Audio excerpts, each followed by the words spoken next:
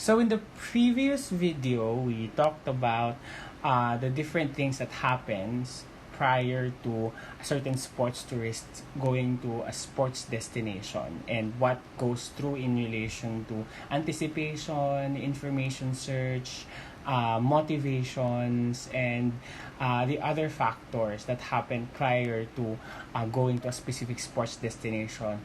Now, in this specific video lecture, we'll talk about the different factors that improve or constrain the experiences of a sports tourism visitor during the time that that person is already in the sports attraction, event, or destination.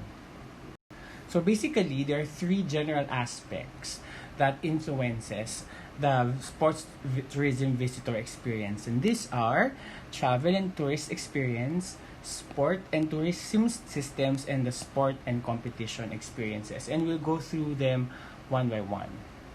Now, for the travel and tourist experiences, so this talks about in relation to their experiences as a tourist. Hindi muna in relation to the actual sport experience, but their experience as tourists. So, syempre, the extent to which they can enjoy the whole thing is, the time that they'll be spending in a given sports destination. Now, if this is a multi-sport destination, just like the Olympics or regional games or national games, definitely for you to be able to relinquish everything in an Olympic event, you have to be there for 1 month. So, of course, based on the extent of time that you have in a given place, in a given time, that's the extent of sports experiences that you can experience and other types of attractions also. So, time. Then, of course, cost. No? Siyempre, if this person only has this type of tourism expenditure to be able to shell out, it also influences the extent to which that person is going to purchase related sports tourism or general tourism expenses. And of course, the distance. Sometimes our consideration for going to a specific sports destination is kung gaano siya kalayo from our place of origin. Kaya nga I was really considering going to Japan for Olympics kasi mas malapit siya, so definitely the plane rides would be cheaper and shorter. Pero of course hindi nga natuloy, as we know, because may COVID-19. So these three things influences the whole experience in the sports destination. These are very much dependent on the decisions and the resources of the tourist. Next, we have, of course, the length of stay. Gaano ba sila katagaal magsistay in that specific area? So, of course, for sports tourists, they stay more than 1 day or more than 24 hours. But there also are sports excursionists. So, syempre, for sports excursionists, usually they go there only for purposes of attending a specific sports attraction or sports events. But for sports tourists who are there for a longer period of time, they might also be looking for non-sports related attractions. Could be cultural heritage tourism, could be ecotourism, could be dark tourism, gastronomic tourism, whatever. So pag mas malayo, mas matagal, ang kanilang stay, they would most likely be looking for non-sport related attractions. And pag sports excursionist or 1 day lang sila doon, usually they just go there for the sports attraction or activity. And then also the touristic activities that they could have, again outside the sports experience, and the visitor expenditures that they will incur while they're there. Syempre, the availability of food, entertainment, and accommodation. Now, this is a picture during the Rio 2016. I got this from an article that says that one of the lamentations of the spectators who went there was that nagkakaubusan daw ng pagkain sa Rio, So, the availability of food for the amount of tourists that were available there was a mismatch. So, that could be a problem, and probably as a tourism and a sports organizer of that event, that could have been predicted, or could have been a forecasting in relation to resources available in the destination. Of course, yung accommodation, and that's one of the challenges, especially for mega sporting events, kasi ang tendency natin malamang sa alamang they will be booked very very early, no, fully booked very early. So dapat yung tourism board ng isang bansa for who are holding this mega sport events, dapat considered nila yung capacity, no, yung accommodation capacity, and how they could expand further that capacity so that they will be able to get as much tourists as they need and manage them efficiently. Next, of course, is transport and parking, and I don't think I need to explain that. Siyempre, no, yung haba ng iyong biyahe at yung place para pwede mong ilagay yung private mo na vehicle is a consideration why you'd want to go to a sports destination or you'd enjoy a sports destination or attractions. Yung concessions na available, no, yung mga binibenta doon na pagkain or souvenirs or whatever, and the shopping experiences around the sports destination, which can also be another avenue for them to experience other tourism experiences outside the sporting activity. And then yun nga, sinasabi ko, yung proximate tourist attractions, because they might be considering also not just engaging in sports attractions, but also other types of tourist attractions such as historical, cultural, heritage, gastronomic, dark tourism, whatever. And of course, iba ang experience ng isang first time mag-travel sa isang sporting event, iba din yung mga repeat visitation. And of course, for first time, that is a very important time for a certain sporting event to be able to make good experiences to that person so that there will be a repeat visit for another sporting event in that specific destination in the future. Other strategies that can lure people back after their first time watching a specific sport event or attending a specific sport destination or attraction is one, offering new activities. No, probably in the specific sports camp, no, wala tong sport na to, and then you go back to them and promote, you know what, we have now 2 extra sporting activities in this sport camp. You might want to return and enjoy these new attractions in the specific sports destination. And next, of course, the extent of expenditure. Syempre, kung napagastos siya in the first time, most likely, baka hindi na siya bumalik. And of course, the travel companions. Probably the travel companions that they have during the time that they were there. Pag maganda yung ambience nila with the people that were there in that specific sporting event, then they would most likely come back. The second major aspect is the sport and competition experience. So this one transcends na yung specific tourist-specific aspects, but this now talks about yung mismong experience na nila within the sport and in competition. Siyempre, first is what increases or decreases the quality of the experience is the sport experience itself. No, first, the extent of engagement na meron siya. Siyempre, the more engaged a person is, no, compared to a spectator, most likely mas maganda yung experience or quality and depth of experience nung engaged sa sport compared to those who are just spectating. Next is the level of competitiveness. Now, of course, for certain people, the excessive competitiveness, especially for newbies, might turn them off. But for those who are really elite athletes, probably the competitiveness will increase the quality of the sports experience. The duration, of course. Siyempre, again, this is based from one sport, and another sport will have another duration. And of course, the length of time for the whole sporting activity also influences the experience.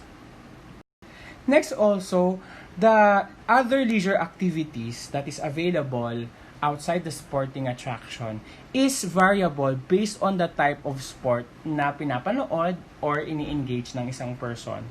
For example, yung mga marathoners, probably, or mga hikers, mga mountain bikers, they would most likely look for other leisure activities na medyo chill kasi nga they have been experiencing a lot of exhaustion from their previous. So probably a coffee shop na may historical touristic value might be something that they'd be interested in outside the sport attraction of hiking or mountain biking. But for example, golf, no, as a sport. Kasi golf tourism, may sarili siyang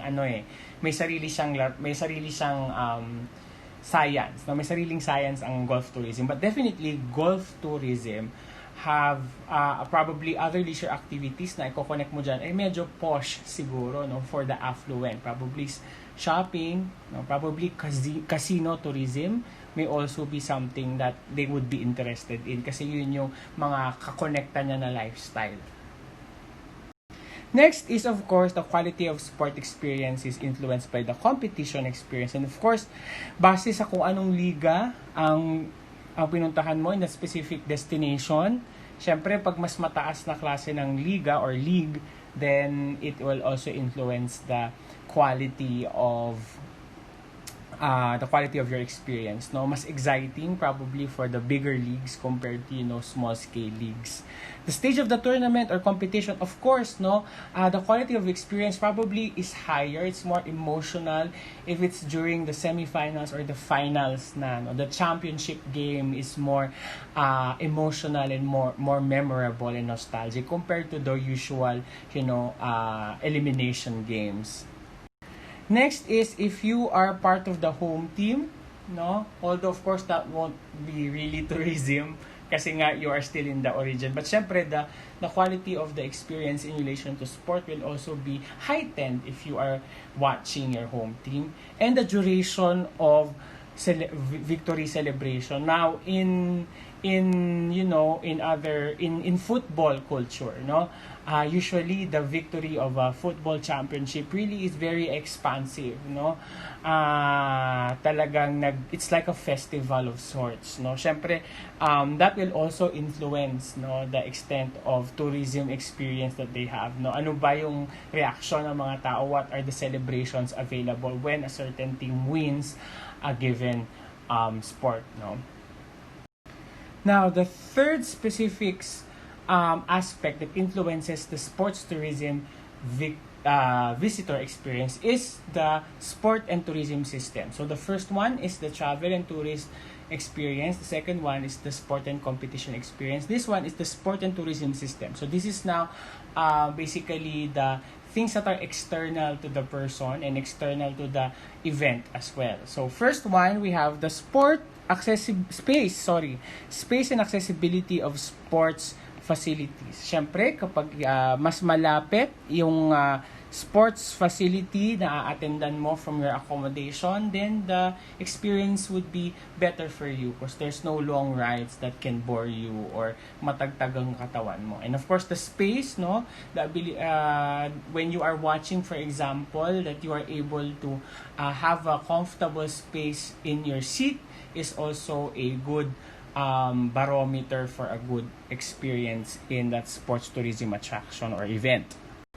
Next, controlled sports nodes, no, meaning when you say enclustered nuclei, meaning the closer the different attractions are from each other, and the closer the different sports attractions are and the other tourism attractions. Siyempre, the closer they are, it's easier for you to move from one attraction to the next. So this is really about the space, no? The urban space or the rural space where all the sports activities and other related tourism activities are taking place, and other external tourism systems, no? So in a hallmark sporting event, there's a strategy that they do wherein they assign a specific sport destination and a specific tourism destination. Now, for example, in the recent ASEAN Games, diba? They assign the tourist destination or the gateway city to be in Manila, no? Basically, there is where they fly the participants in the Asian Games, and then some of the sports destination are not within Manila, and they are found in Clark, for instance, no, for the aquatic center, and then also meron din sa ibang places within Calabarzon that wherein they also did some of the activities. This way, mas na po promote ang tourism because they are going to a specific place na pwedeng gawin yung ibang tourism activities nila, at yung isa pang place ay pwede nilang gawin yung kanilang sport activity. So it's really more of promoting the destinations based on their specific merits. Now in history, we've seen how sporting events that are, visited by many tourists for, big sporting events such as football have also uh, manifested many problematic behaviors, no, like riots, no, especially when there is a feud between the two teams, no. So these are also some of the things that, tourism and sports organizers must take into consideration when they're thinking about, holding a specific, large sports event. So usually, characteristics of very antagonistic visitor behavior are it's really unpredictable. Although of course there are already like warning signs, or like for example, we already know that this is a big football event and we've had a history of riots before. Dapat medyo prepared na tayo. So it's usually seen in team-based contests. Yun nga, katulad nga ng football, no, large football tournaments. And there's what we call a ritualized conflict, wherein rivalry, antagonism by both players and spectators are seen.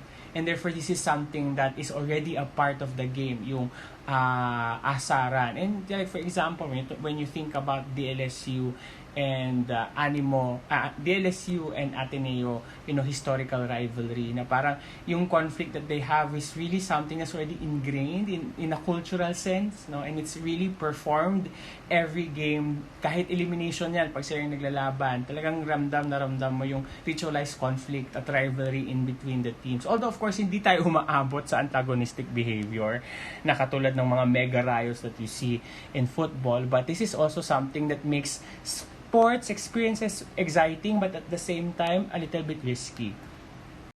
And this happens because there's a serious leisure identification. There's in-group favoritism, for the teams that you root for, no? Passionate partisan ka talaga. And out-group derogation, no? Pang-iinis, pang-aalas ka sa mga kalaban mo, especially if that team that you are not rooting for is the historical rival of the team. Think, Ateneo and Lasal.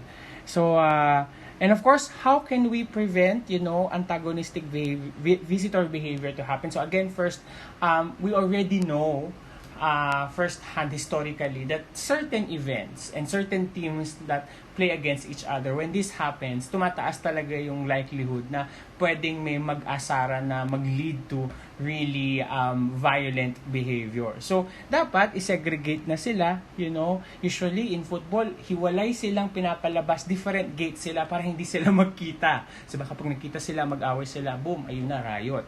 No? And of course, during that time, pwede rin mag-alcohol ban because again, drinking alcohol, especially when you have too much of it, can hinder, critical and straight thinking. And of course, yung police presence dapat nandoon na para medyo ma-de-incentivize sila to be able to spark, that type of aggressive and violent behavior against their rival team. And finally, after anticipation, and then after that, you go to the destination and you have your experience. After leaving, your destination of sport, and you've already finished your sport experiences and went back to your origin, of course, visitor satisfaction is also seen through the recollection of experience. Yung nostalgia na nakuha mo because of your experience. Ito nga yung fourth image, di ba? The image that you have built in the attraction or in the destination after you've left that destination. Yung it's kept in your memory. So, satisfaction of spectators towards sport may be influenced by assessment of its drama, yung mga emotions that were manifested in that event. Standards of performance, if maganda ba, if the players performed well, if it was exciting, kung close ba yung laban, and the other behaviors of other fans. It's either kung may girian, usually nakaka-excite, or if very peaceful naman yung ambience. Again, this varies from sport to sport. Other touristic experiences outside sport, like crowding and congestion, standards of service, and the uniqueness of the destination outside the sports attraction may also feature prominently when the person tries to recollect the experience and tell it to other people. Diba? So, what are the factors that can warrant a return visit to a certain destination after a sports event? Now, we have a lot of issues in relation to, mega events such as Olympics, and then after building all these sports stadia, hindi na siya magagamit, no? That could have been prevented if there was a good tourism backup plan, because again, if these are really large stadia, and you cannot just expect that the locals will be using this, no? This should be open to also international audiences. So pwede, if maayos lang ang sports tourism development in a given area, which again you're expected to do in the future for this course, it could have been prevented na masasayang lang yung mga stadia na ginagamit natin. I think it's a good idea that we have invested a lot. Of course, may issues in relation to transparency in the institutions that made the Clark Aquatic Center, no? But definitely it is a good attraction, no, for nearby international sports aficionados to make use of, and that could be again an income generating thing for the Philippines. So again, what would be the factors that will influence a return visit to a specific sports event or sports destination?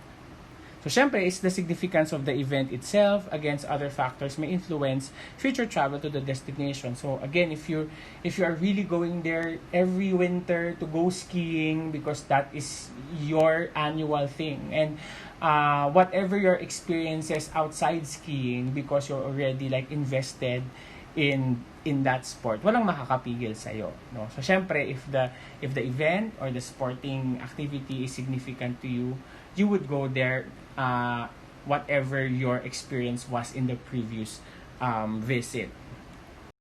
Next, the relative significance of sport and touristic elements of the event experience that influence future travel intentions. Again, also the significance of the touristic elements, no? Did you find the other tourism spots as also important to you as the sports attractions that you've had? And probably you've heard of tourism attractions other than what you've visited, and you wanted to go to that again. So that could be a factor that you'd return to a specific destination where you have had the first experience of a sport attraction. And finally, the translation of travel intentions into future travel actions and the decay of travel intentions generated by sports in the weeks and months following an event. So, syempre, as the time passes, from the time that you have left the event or the attraction, syempre, during that time, malilimutan mo na yung experience na yun. So, it's a challenge for marketing and promotion to be able to keep that memory alive in you by always, presenting cues and markers and promotional materials to remind you that the event was good and that more events will come in the future and you might want to visit again. So in this video, we were able to talk about the 3 aspects that influences the sports tourism visitor experience, which is the travel, tourism, and tourist experiences. Second is the sport and competition experiences, and then finally the sports and tourism systems. We also talked about aggressive and violent behavior among sports tourism visitors, and we also talked about the possibilities of return visits and what are the factors that influences that.